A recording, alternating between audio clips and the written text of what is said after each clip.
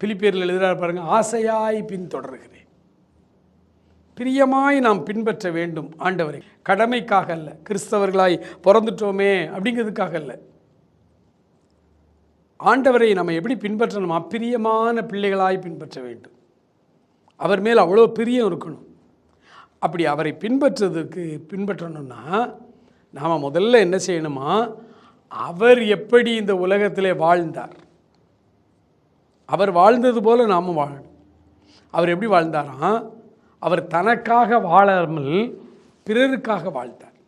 அவர் தம்மை தேவனுக்கு சுகந்த வாசனையான காணிக்கையாகவும் பலியாகவும் தன்னை சிலுவையிலே ஒப்பு கொடுத்து அன்பு கூர்ந்தது போல நீங்களும் அன்பிலே நடந்து கொள்ளுங்கள்.